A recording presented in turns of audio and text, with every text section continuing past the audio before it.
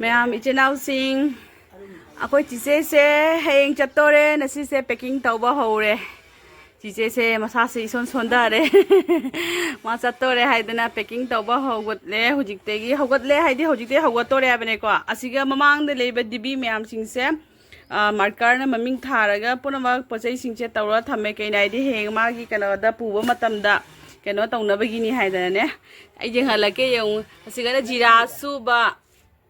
tespata mukanga gi na dibi ohum kha ko mukanga haina ibase mukanga ayai ba kang mani ba ko adigei gi di asena thumjak pingari asegi dibi che thumjak pingari ni champak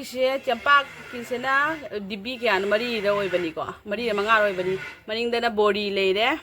adigi sigana nungsuk leire haldi asuba leire jumgi asuba aseng badoni ba ko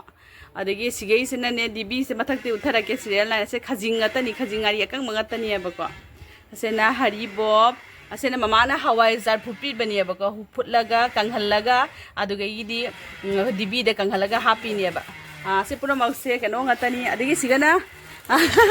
asigi jotki khangse ma se pudoi ne ba se kano dadi ha pare ma carry on da tora puni haina hai ba ko jotki khangani se purani ase se check in da ha padi moi langthok lang hin da kai da su haina ko pilon me na check in da ha page se na carry on da ha ka toi ba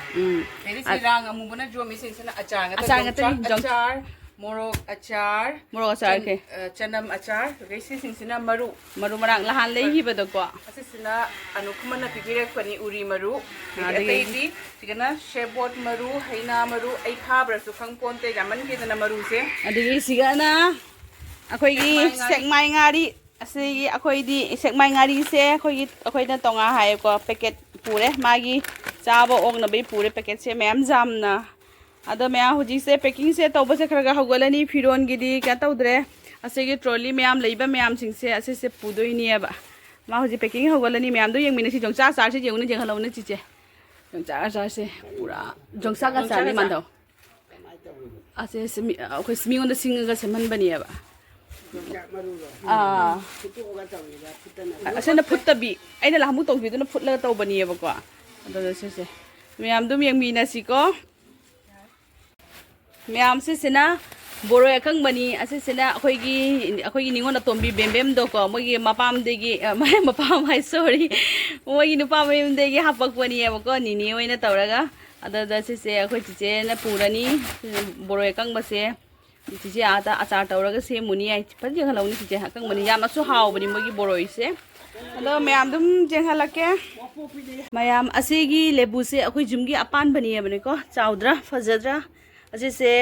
akhoi gi tonna lahan chakhi badri ma pohodre ba ko akhoi tonna je akhoi ningon jaima doni hoji chiche de ma delhi chang doi mina ne tonoi da ado dagi mangon da se thaibo ma pibi hini ai ba akhoi jumgi apan mini purong ti puroi da ado da se tu myam ne jeng haning na akhoi jumgi kam phajena pali hai ba da ko akhoi se packing hogole siga hapa hogole kha tauna leiri ato pama poche firon ching ju hap tri kayimbo se hana chana ba gi se hana hapa hogole video na mi me akhoi che phi packing to ba hore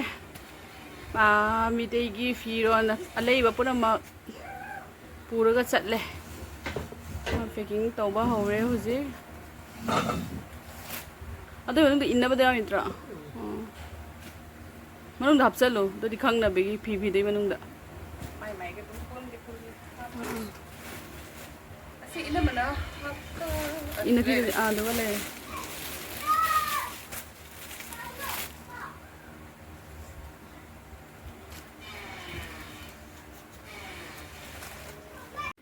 Hello, good morning everyone. मैं आपको वो चले आए हैं concert में तुम hall पे की मिचे ऐसी भी सावन लोए पुंगे ना तारे वो बोली से पुंगई तादेंगे तो हॉल पनी है वो का हौजी पुंगली के मिनट के ना तारे मैं हमने जगह लगे मैं हमने चीज़ चप्पल नहीं मिली बैठी ना नुंगाई थे चीज़ से किधर है अदो मैं हौजी एक होता हो बोले हौजी एक होता ये पुंगे ना तारे ये लगे मैं हमने Mariga minit tara tare husi. Matam se pwede isuhin ko.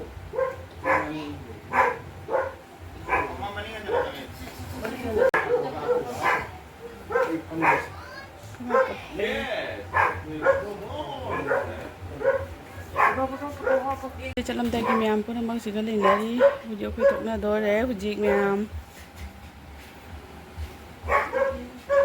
Hello ma'am अखोई चीजे थिनबगी होजिसे एयरपोर्ट चटपगी अखोइसे रेडी ओइ लोइना अखोई थोकनारे होजि मैम दुम येमिनासी कमाय कमाय तवेदो मैम अखोई होजि एयरपोर्ट चटपगी थोकले चीजे अखोई पुना फमी इकाना पासु मनी न फमे मैम चीजे सगी दोरे फाइनली नथि चले चीजे मैम नातो सु मसना ओइरे क्लास हाइदर चपनी की मखोन याम कल्लेबको अदो मैम अदुम कमाय तौगी हाइदे तुम जेंगालके शेयर तौरके तो नहान ममांगदना अखोई तोन चखिबदना हाइदे चीजे तुम लेहवनी ना तुम जामने हेंगत कनो तौदेबको अदो दो नसीदी से थागैसिंग चलबनिना अदुना तुम हाइदे ना पाथिना कनो ओइरेबा अदो मैम तुम चटपसे तुम शेयर तौहलक मैम अखोई हुजिकसे Modra Pulgi सिगेगी हाइजलनिएबा सिगेगी airport हाइदोइनिएबा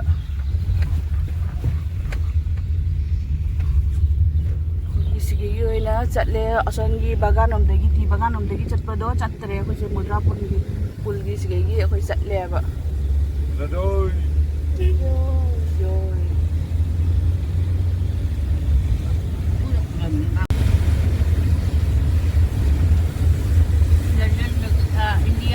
Isa na pase tumningi tumbadi hawdo pulai mi puri puri kita kisinge ba tumbadi hawdo na lagi mari ga mari ko mangi ko hawat pani ba mana mari helaga aduga hawat pani ba adu na ko puri ga hinta udah ngale ke ro ba thami re ma'am अखोई हुजी airport जौरे पोचै लौथरी गाड़ी देगी बबोक का लेउसे कहीं boarding gate 6:55 का हांगनी है बा डिपार्चर ना 7:55 द मैम हुजी अखोई एयरपोर्ट ता लेरे जौरे हुजी मतम चा थुंगे ना साइसे खरा पाखतना रुरे मतम चा थुंगरोइद्रा हाइना खन्ना क सना सिगा लेरे अखोई मैम पना म सिगा ले चतो न अखोई मैम थिनमा लाइनी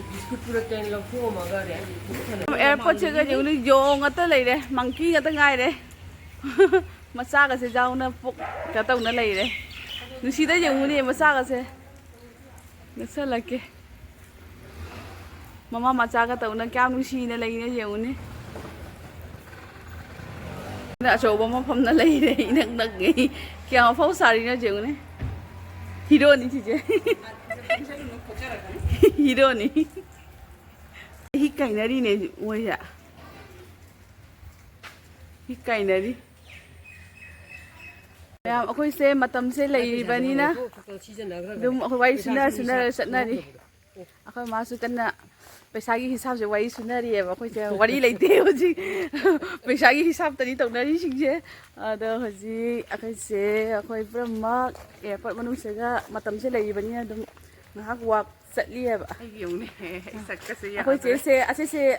से सलवार से जब थाती ना मम्मा थोड़ा पामजरे बदो ina mana tini अखोई जतो ना थंबी बनी है बको अदो saki dore ngai ta bana lore अदो hang ka pa palai अदो नि म्याम लाकप मतमदना लाक्तोरे हाइदना तुंबा जादे नसीना चत्तोरे हाइदना कुम का तौरे अदो नि म्याम अदोनी ता हाइ लेरे इसे नो मथा येंगलके कम तुम शेयर तौरके मैम सिगा चिप्स लेरेगा हमें सिंजे चिप्स बिजारी जेउने एबे नोना का खलेने निशिद्र जेउने चिप्स आइबा हमें ना मचा बाबा नंग मखुतेगी चिप्स सिंगे मथक मंकी मैम लेबसेना पुगिनी तौसे जेउने ताबिदा मथक काखत खरेने केदो मैम सिंजे ना क्या चानिंगी नो है लेइत्रे थादरो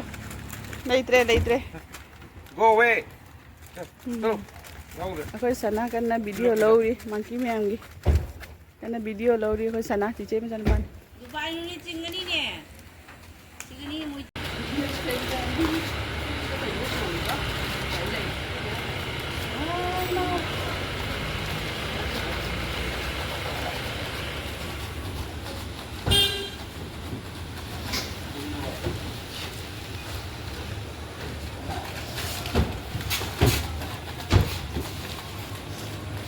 Vishnu.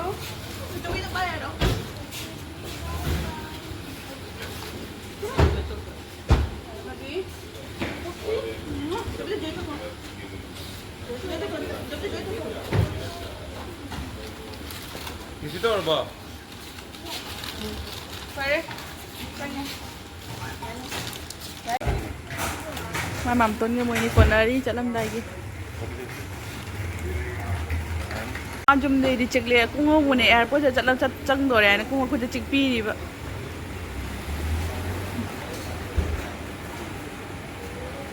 ba su chỉ chơi cái bớt chính cái inget bao pi đi chỉ chơi sana su inget cái đấy Chị em đấy. bye chị bye Moi changi dore hojik Look.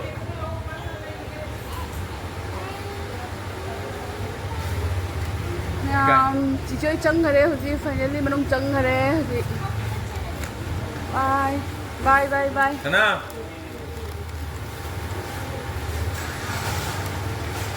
còn mi hay dòng này Yoshi đây dòng này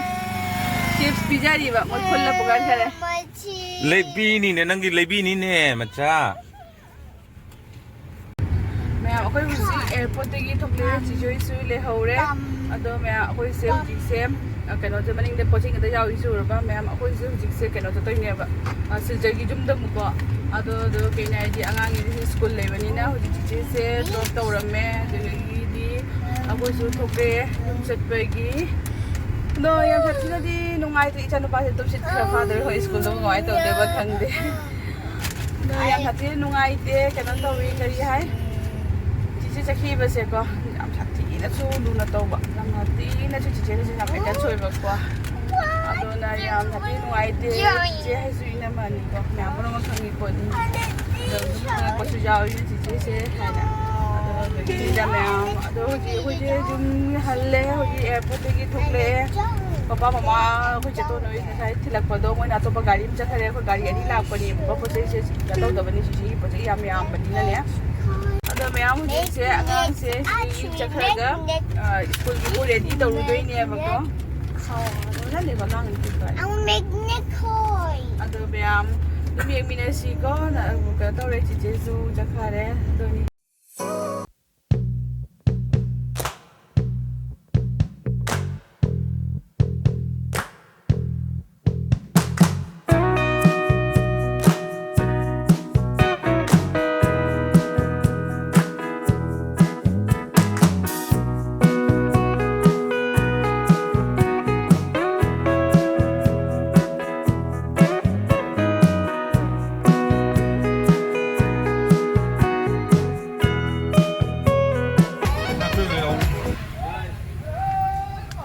ma'am अखोई हुजिक yum you're yum संगे अदो क्या तौरे करी है हजि proper क्या तौरगे इचानुपा की school जतो इमेरो को माई वो स्कूल की मो रेडी तौरगे मागी चा थंगबा टेबिन की गा सेमना खोतना अदो मैम दुम मिनसी मखा ताना मुको अदो हजि ए हजि किचन चंगागे हजि ड्रेस का होंदोय दो थेंगरे यामना इचानुपा की कनो तौनबा काय मागी टिफिन की सेमना माई चा थंगबा दो तौरगे वीडियो से मखा ता मिनसी मैम अंगांगी टिफिन सिगा रेडी ओइने लेरे असिगना noodles ngobire magi adugegi siga choco pie hapire marshmallow hapire magi sigi tiffin se siga water bottle leire magi ase school bag ni ado mayam huji se angang se ready oina lore school thok na bataurage magi tiffin se siga ready oina leire tiffin se tawel achoba se na ase achoba se na jomi ebako kaina di moi chaba dane ase tharaga ne chahale basumai toraga jomthalaga happy doini ma'am इचा नुपा ready होइने school चपगी लाइक खुरमगरे फजना खुरमो से फजना खुरमो से मचा सना तो सना रानु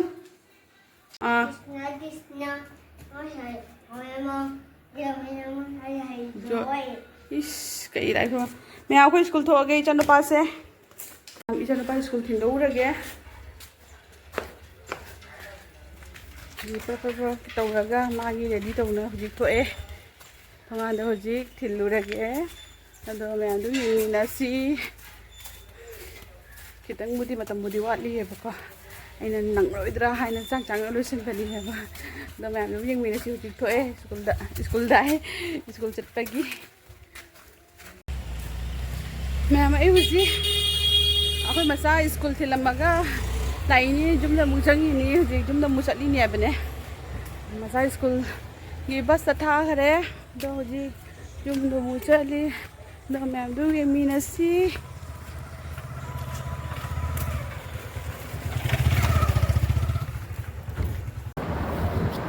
ꯃꯌꯥꯝ ꯑꯩ ꯍꯧꯖꯤꯛꯇ ꯌꯨꯝ ꯆꯠꯄꯗ ꯉꯥꯏꯔꯤ ꯑꯗꯨꯝ ꯋꯥꯕꯅ ꯂꯣꯏꯔꯦ